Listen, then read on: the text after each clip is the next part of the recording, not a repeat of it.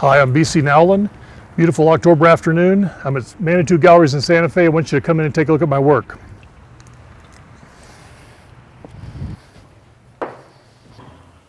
I'm from Alameda, New Mexico. I've been there just about all my life with a few major interruptions. I managed to stay close to where I was born, actually. My work is a rampant, chaotic imagination.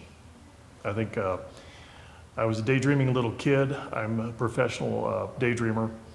I've been really fortunate to follow directions that matter to me. I don't ask a lot of questions about why I'm doing something. I mean, I'm just like, look at this, look at that. I get excited and I paint what I imagine, and the paintings themselves kind of pull me forward into the next image. I've been creating these burning things. I used to call them the BTs, as my studio name, the BTs, burning things, burning trains, burning trucks. They're burning things. I started in 2004 or so, I thought, and I worked in secret in my studio for 6 years producing them. I have a studio, probably there's 40 or 45 pieces now in this group, in the studio and here in this gallery. I realized, though, the ideas go back so much further. I realized after this show, which I opened here in Santa Fe recently, that my first burning truck painting I did when I was 17 years old in high school, and it got me expelled from the only art class I ever managed to sit still in. And it determined my direction in art in a sense, because I so angered the teacher with my depiction, a watercolor depiction of a raging, fiery bus on the mesa amidst, I think, a fairly picturesque sky with some great yuccas and bending brush, that I was expelled from art class for being a smart aleck, which there's a lot of truth to that probably. But I began in earnest in 2004, not realizing this would become an obsession. And maybe 2 or 3 years ago, I showed them to some friends of the studio.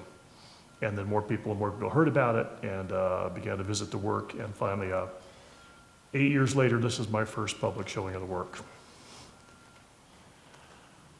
It's hard to know. Inspiration is it's an indigenous part of my life, and that sounds corny because I think it is indigenous to a whole lot of people, creative people. I'm a compiler. I compile pieces of life and pieces of expression. I never search for inspiration. I expect it. I mean, I count on inspiration appearing. I count on inspiration finding me.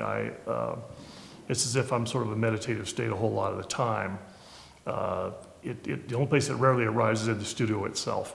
It arrives on the road, on my motorcycle. I take a lot of trips.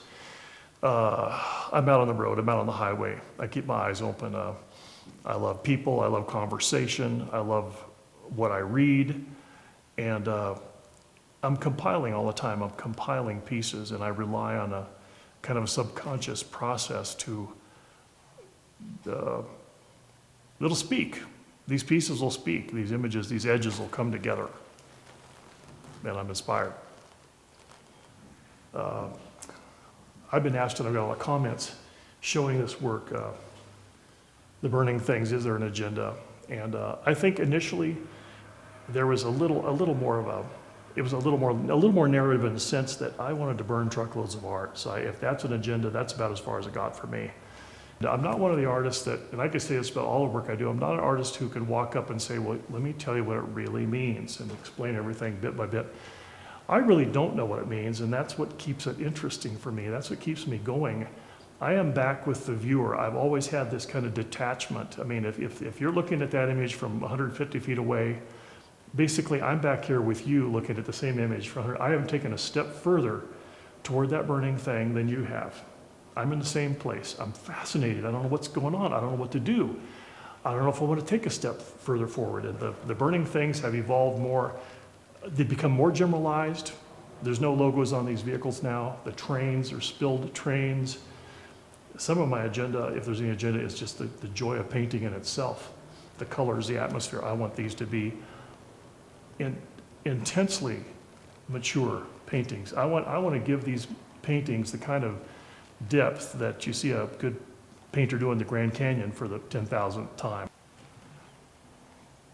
I hope people are thrilled. I hope they're challenged. I hope they remember the work. In the end, I think effective artwork is memorable. Effective artwork brings out a response. I don't think there's good or bad artwork anymore. I used to think so.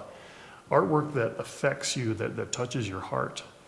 And I don't mean pleases, I just mean the only bad art is art no one remembers. The art that doesn't impress me is the art that I don't remember. We're communicating, and it's a very quiet medium in a world full of video, and painting is an old-fashioned medium. But I'm kind of an old-fashioned person, and I have this one take, this one moment to leave an impression with the viewer. So that's what I'm working on. That's what I'm chasing after.